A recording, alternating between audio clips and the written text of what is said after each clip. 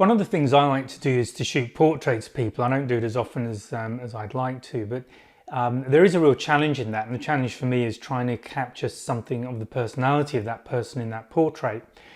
And when I'm shooting portraits, I prefer to shoot outside for all sorts of reasons that I won't go into in this blog, but I prefer to shoot outside.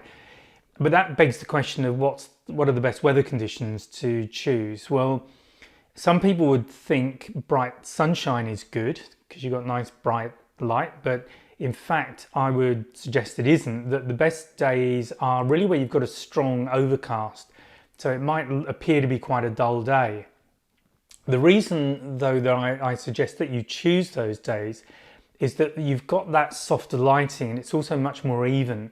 So first of all, when you're photographing someone, it means you can get a nicer exposure and their skin tones will be much better. If you want to brighten it up, that's fine. You can do all of that in post-process, but a nice even lighting does set you up for good exposure though, and good mid-tones in the photograph. Secondly, when you're working with the subject themselves, it means you're far less likely having to deal with squinting. And really with a portrait, you want someone to look quite natural. They tend to be the best portraits, and that's all in how you relax them and how you work with them.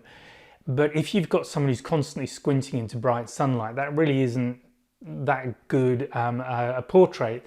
For one reason, the way we tend to connect with people is through our eyes. So if they're squinting, you've obviously reduced the possibility of getting a good kind of eye contact between the photograph and the person looking at it. Secondly, it's uncomfortable for the person who's being photographed anyway, so that will tend to lead to a less relaxed, let's say, looking photograph. They might even look quite tense, and that also generally isn't a good look for a portrait. And then finally, it will tend to emphasize any wrinkles or anything that's a bit uneven in their skin, or just the way you position them. You're going to get dark shadows, all this kind of thing on them. So if you are thinking about taking portraits, I recommend you do it outside and you wait for a day where you've got a nice overcast, nice even lighting, and you set up and shoot for that. If you want to then bring the whole picture up, if you want to add a little bit of saturation, all of that, you've got more options with with a good exposure, a nice even exposure. You've got more options in post anyway, if that's something that you want to work with. But that is the recommendation. That's the blog for today, and I hope you find that useful. So I'll speak to you again soon. Bye for now.